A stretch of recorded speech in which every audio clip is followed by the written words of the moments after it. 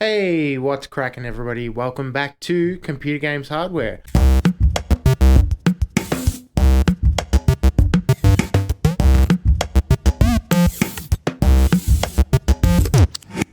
Welcome back to the channel and welcome to the video. How you guys doing? Hope you're all doing well.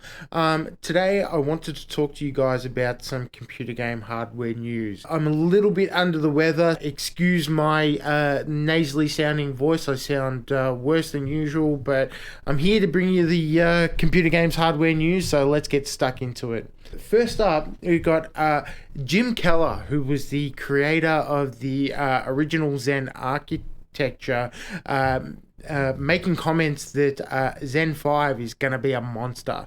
So really looking forward to Zen 5 releasing Q1, Q2 2024.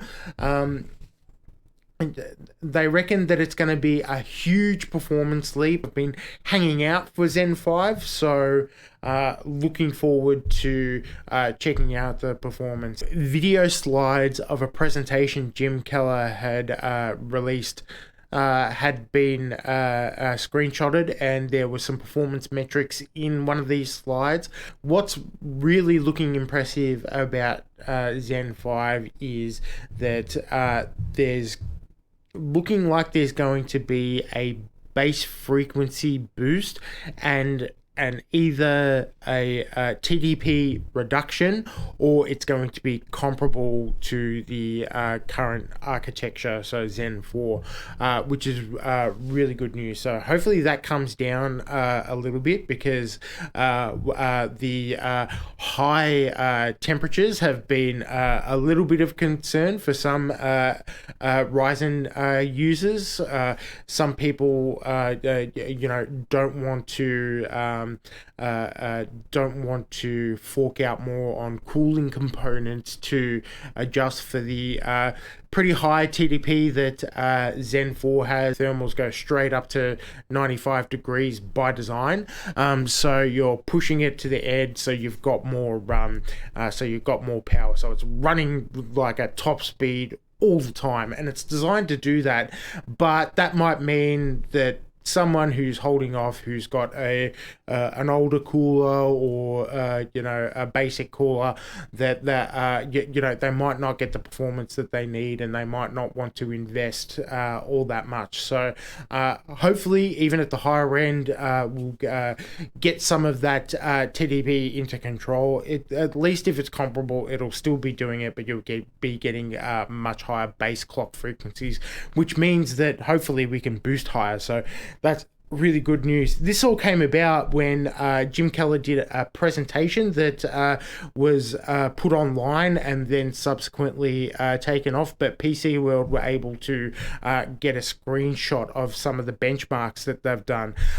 Paul from Red Gaming Tech also leaked some Cinebench benchmarks that we take with a grain of salt here at Computer Games Hardware, but that's where these leaks and rumors are coming from, so pretty excited for Zen 5 in 2024. Next up, so it's been a really good year for handheld devices. So Lenovo have just released their new handheld device. So first images of the Lenovo Legion Go is set to take on the Nintendo Switch and probably compete with the Steam Deck in the PC hardware space. So interesting. I'm not sure why they went with the Go branding, because the Lenovo Go branding is sort of like the, I don't know what you'd call it, the baseline models of their tablets and things like that, but that's what they're calling it. It's a little bit chunky and sort of square offish-y. It looks like a sort of rectangle. You sort of get the thing that's in Optimus Prime's chest. You got that sort of like vibe. It runs on Windows 11. It's got an AMD chip in it with an 8-inch screen, so it's got a pretty big screen. The really interesting thing about this Lenovo handheld is the controllers. It looks like that you might be able to play 2 players on this thing with an with individual controllers, because on the back, on the trigger side alone, I'm counting like 6 to 8 buttons alone, so it looks really really interesting there. It also features a trackpad on the right hand side because it's running Windows, so you'll be able to click around and things like that. And there are a couple of buttons. There's a D-pad and 2 analog sticks on the front. So it really is looking like a real hybrid of the Switch and the Steam Deck. It's got the little trackpads and things like that. So this is going to be an interesting piece of kit. Uses Windows like the ROG Ally, so they're probably going to be competing for the same space. And it's got a really similar sort of back plate, stand-up plate to the Nintendo Switch. So this thing is looking really good. There's like looks like there's cooling ports on the back of it and stuff like that. So there you go, Lenovo Legion Go. We're starting to see all this stuff because Gamescom is just around the corner, so expect there to be plenty of news, plenty of leaks, plenty of releases in the coming week. All right, more leaked benchmarks ahead, and this time it's Intel's turn with the 14700K, reportedly meant to be 17 times faster and able to boost up to 5.8 gigahertz. Another monster lighting up. So some leak benchmarks from an early engineering sample. So you might see in the article ES, which stands for engineering sample, have been released of the 14700K. The configuration, this is a 20 core CPU, so it's got 8 little and 12 big cores. So 5.8 gigahertz is pretty crazy. I believe that there was some previous leaks where they had it running over 6 gigahertz as well. So this isn't the first leaks for this chip, but these seem to be more realistic to what a retail product is going to perform for you. At 17% already, it's going to be a good time for the mid-range for the new series of Intel CPUs. There are more E-cores in this CPU, so it's going to have a little bit more cache as well, so it'll be interesting to see how it performs in gaming. And again, similarly with Zen 5, hopefully that we get a good thermal reduction in these new chips, because that was another complaint of the 13th generation of Intel CPUs, that they were just, the thermal performance was just crazy. I believe they're set to be released before Zen 5, so we should not have to wait too long for this refresh and the 14th gen of Intel CPUs. So really excited about that, looking forward to finding out more. Been a really good month for driver updates and firmware upgrades, as Intel has just released a new firmware upgrade for its Intel Arc series of GPUs, which provides a 7.5 boost to performance. Okay, so this dude Eternal Temptress from the NeoWim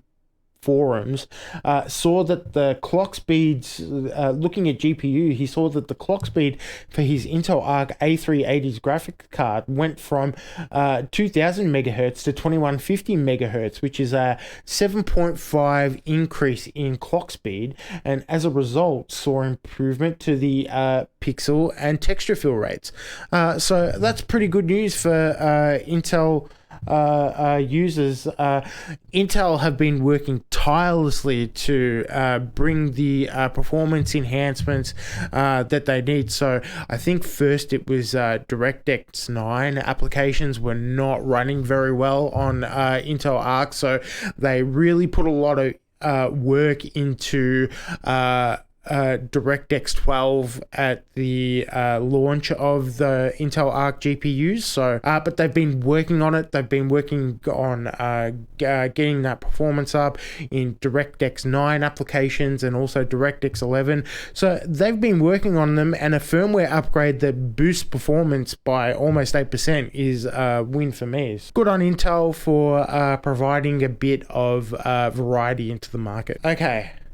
And to close out CGHW news today, guys, I've got some devastating news, and that's that Charles Martinet, the voice of Super Mario, old Charlieo, is finally retiring from the role.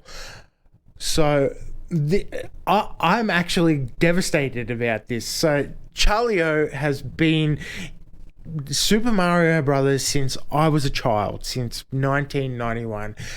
He was involved in all the big transitions to he'd voiced Mario since the early 90s. He was he was synonymous with bringing the voice into the video games with "It's a me, Mario" in the Mario 64 on the Nintendo 64.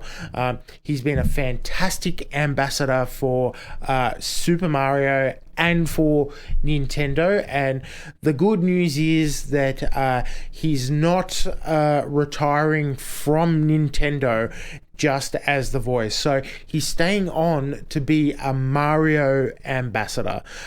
So we hold Charlieo really fondly in our hearts here at Computer Games Hardware, and really wish him all the best. He,